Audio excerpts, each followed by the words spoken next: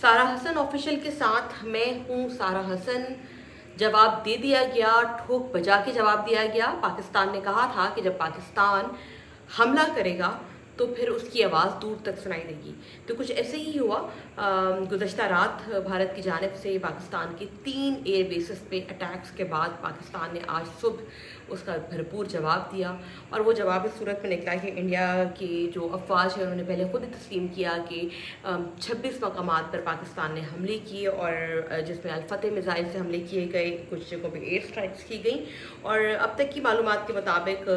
بھوج، پٹھان کوٹ، اڑی، اس کے علاوہ ادھم پور، بٹنڈا، یہ وہ علاقے ہیں جہاں پہ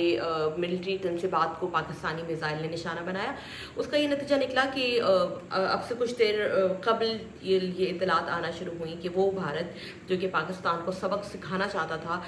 جس کے بارے میں بہت کلیئر تھا کہ ہم پاکستان کو سیدھا کر کے رکھیں گے اور ہم ان کو سنبھال لیں گے اور ہم دکھائیں گے ان کو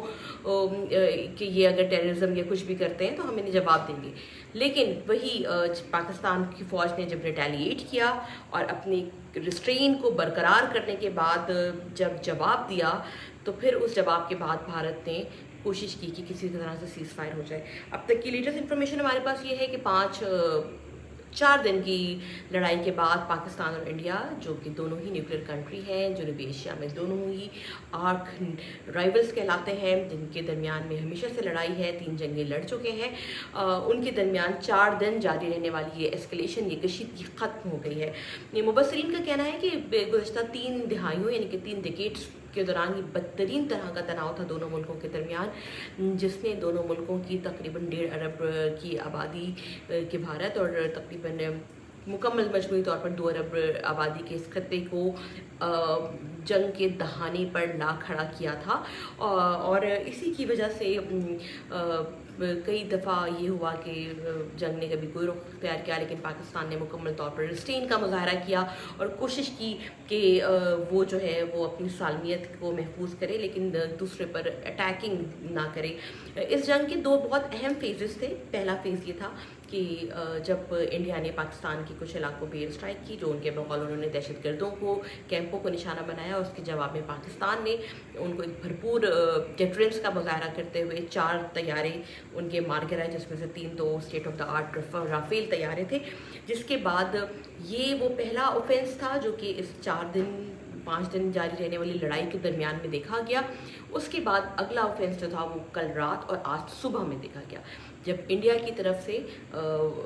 پاکستان کے 3 ایئر بیسز، جس میں مرید ایئر بیس، نور خان ایئر بیس اور لاہور کے قریب کسی علاقے میں بات کی جاتی ہے. کچھ جگہوں سے یہ بھی اطلاعات آئی ہیں کہ شیخ زاید انٹرنیشنل ہوائی اڈے کو بھی نشانہ بنایا گیا. ان تمام بیسز کے اوپر جب انڈیا نے میزائل اٹیکس کیے، بعض لوگوں پہ یہ بھی کہا جا رہا ہے کہ یہ ڈرون اٹیک تھے، لیکن میزائل اٹیکس کے ہی بارے میں مستند اطلاعات ہیں کہ میزائل مارے. تو اس کے جواب میں پاکستان کی فوج نے رات دیر گئے ایک بیان دیا، اور انہوں نے 2 ٹوک الفاظ میں کہا کہ now they should wait for our turn,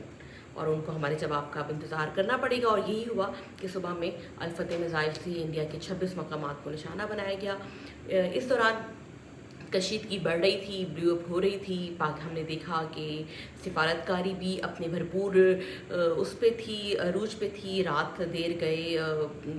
Marco Rubio جو امریکہ کے سیکرٹری آف اسٹیٹ ہیں، انہوں نے پاکستان کے آرمی چیف سے بھی بات کی، انہوں نے انڈیا کے حکام سے بھی بات کی، اور اس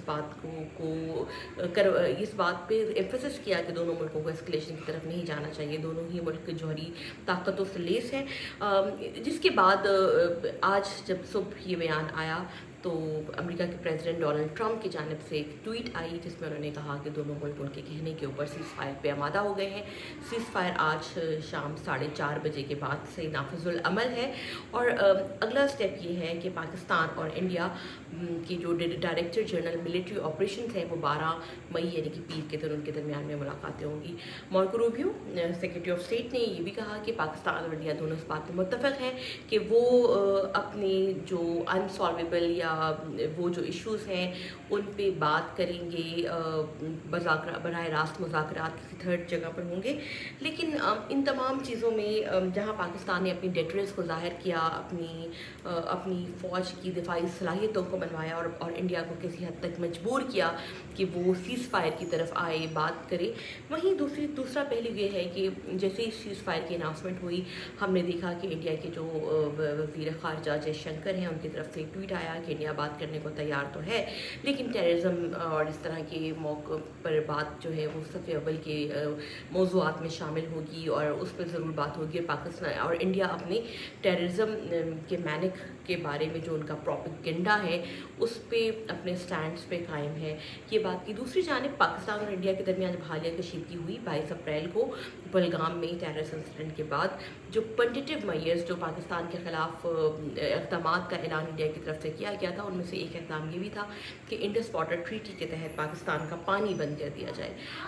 اب تک کی لیٹسٹ انفارمیشن یہ ہے کہ دونوں ملکوں کے درمیان سیز فائر تو ہو گیا ہے، لیکن انڈس واٹر ٹریٹی کے اوپر ابھی تک کوئی بات نہیں ہوئی ہے. تو ابھی یہ نہیں کہا جا سکتا کہ انڈیا نے جو یونیلیٹرلی یا خود ہی اپنے طور پر جو سنداس کا معاہدہ کو سسپینڈ کر دیا تھا اور پانی روک لیا تھا، کیا وہ پانی بھی دریا میں چھوڑ دیا جائے گا. کچھ ذرائع کو رائٹرز نیوز خبر ایجنسی نے کوٹ کیا ہے کہ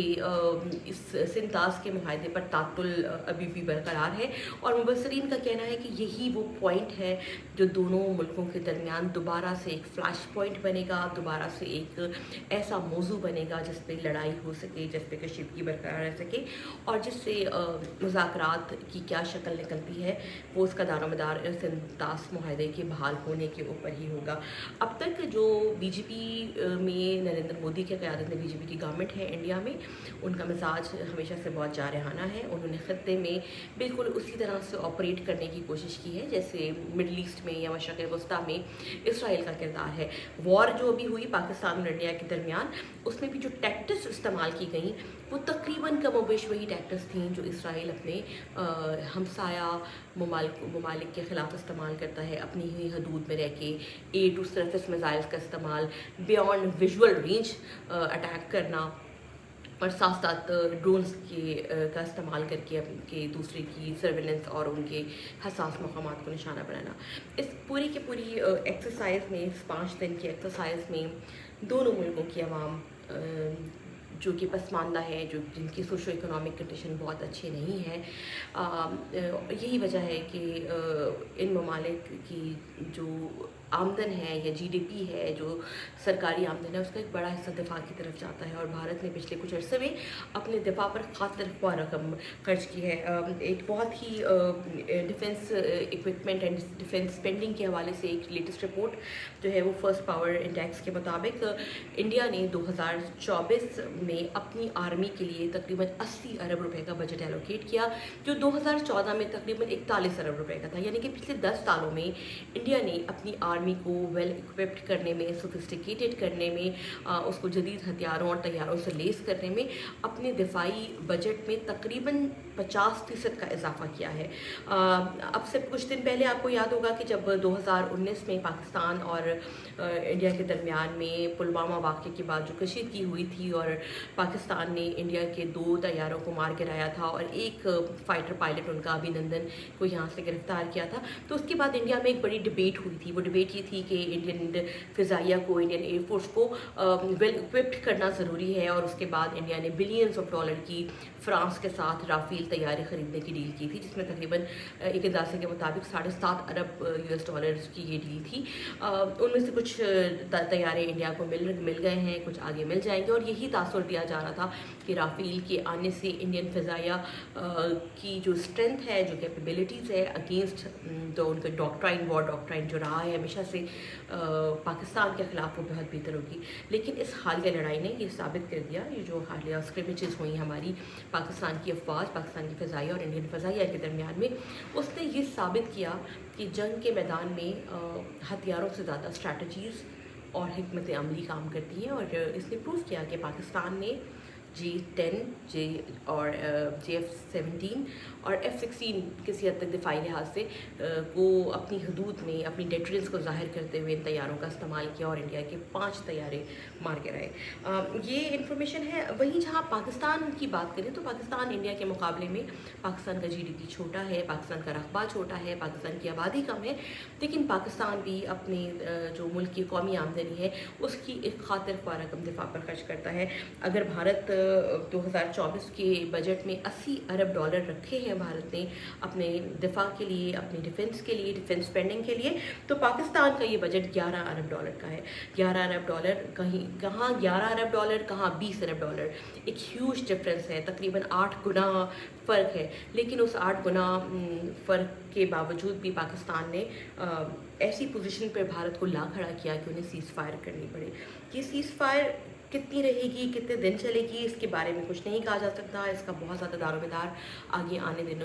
آنے والے دنوں میں میٹنگز پر ہوگا. لیکن اس بات کا بخوبی اندازہ ہے کہ اب تک جو BJP گورنمنٹ کا پریسیڈنٹ رہا ہے, جس طرح سے ان کا طریقہ رہا ہے بات چیت کرنے کا, جو ان کی طرز حکمرانی رہی ہے, جو ان کی سفارتکاری رہی ہے, وہ ہمیشہ دھونس کی سیاست کرنا چاہتے ہیں. وہ اپنے جو داخلی ایشوز ہیں ان کو خارجی ایشوز بنا کے دنیا کے سامنے پیش کرتے ہیں اور کوشش کرتے ہیں کہ پاکستان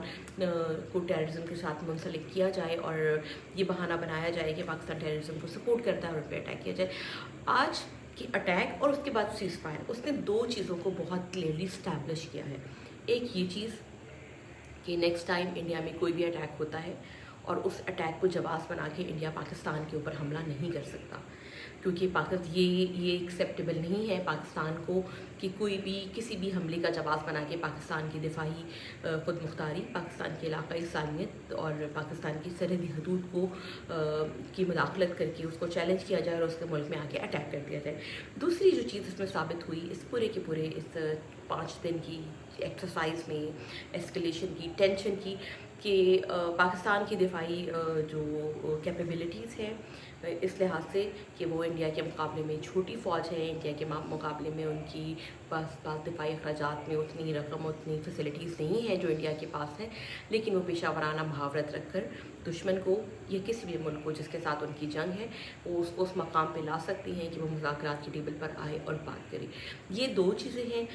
جس نے اس پوری کی پوری چیزوں کو اسٹیبلش کیا, اور آگے دیکھا یہ جائے گا کہ امریکہ کے پریزیڈنٹ ڈونلڈ ٹرمپ نے جنہوں نے ٹویٹ کی کہ ان کے کہنے پہ پاکستان اور انڈیا دونوں کے درمیان میں سیز فائر ہوئی ہے اور دونوں ملک آگے اپنے حل طلب مسائل کے اوپر بات کرنے کے لیے تیار ہیں, وہ کتنا اس کے ساتھ رہتے ہیں, وہ کتنا دونوں ملکوں کو مذاکرات کی میز پہ بٹھا کے بات کرنے پر آمادہ کرتے ہیں, اور وہ کیسے ثالث کا کردار ادا کرتے ہیں. ماضی میں اگر دیکھا جائے تو ان پاسٹ امریکہ میں ایک الگ طرح کا ماحول ہے. پریزیڈنٹ ڈونلڈ ٹرمپ جب سے حکومت میں آئے ہیں ان کی کوشش ہے کہ وہ امریکہ کے اپنے مسائل پر توجہ دیں, اور انہوں نے اپنے آپ کو ڈیٹیچ کرنا شروع کیا ہے انٹرنیشنل مسائل سے. یہی وجہ ہے کہ پہلے دن جب یہ توقع کی جا رہی تھی کہ امریکہ کی طرف سے کچھ نہیں آئے گا, تو امریکہ نے بھی 4-5 دن کے بعد ہی اس سارے کے سارے کرائسس میں انٹروین کیا, اور پھر اس کے بعد ٹرافی اٹھا لی کہ انہوں نے سیز فائر کرائی ہے. دیکھنا یہ ہے کہ امریکہ اس بات چیت کو آگے ٹیبل پر لانے میں, دونوں ملکوں کو آمنے سامنے مذاکرات کی میز پہ بٹھانے میں کس قدر کامیاب ہوتا ہے. اس سے اندازہ ہوگا کہ سیریسنس آف مذاکرات یا سیز فائر کی سیریسنس کتنی ہے, کتنی زیادہ ہے, کیونکہ بہرحال دونوں ملک نیوکلیر یا جوہری ہتھیاروں سے لیس ہیں. دونوں ملکوں میں دنیا کی تقریباً 2 ارب کی پاپولیشن رہتی ہے, اور کسی بھی قسم کی ایک سنگل فرد کا مس ایڈونچر, کسی ایک شخص کی جارحانہ پالیسی ان 2 ارب آبادی کے پر اثر انداز ہوتی ہے جو اس خطے میں مقیم ہے. پاکستان اور انڈیا دونوں اب میچور کنٹری ہیں, دونوں ایک اپنے آپ کو میچور کنٹری کے طور پر پریزنٹ کرنا چاہتے ہیں انٹرنیشنل سٹیجز کے اوپر. تو انہیں بھی بیٹھ کے اس موقع پہ یہ سوچنا ہے کہ کب تک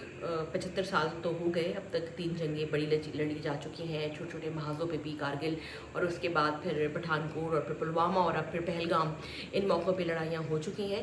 تو یہ سلسلہ آگے کس طرح چلے گا, لیکن کیونکہ جو دنیا میں ایک فاشسٹ گورنمنٹس کا ٹرینڈ چلا ہے, اسرائیل کو دیکھ لیجیے آپ, وہی BJP کی بھی ایک سیاسی نظریات ہیں, اور وہ اپنی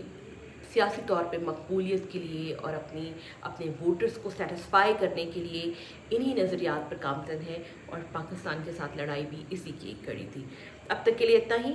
امید کرتے ہیں کہ یہ سیز فائر برقرار رہے گی اور سینیٹی پرویل کرے گی، اور دونوں ملکوں کے درمیان میں سنجیدہ سفارتکاری کے بعد دونوں ملک مذاکرات کی میز پر آگے بیٹھیں گے۔ آپ کو آگاہ کرتے رہیں گے اس حوالے سے جو بھی خبریں آئیں گی۔ کانٹینٹ آپ کو پسند آئے، تجزیہ پسند آئے تو پلیز میرا چینل کو لائک اور سبسکرائب کیجیے۔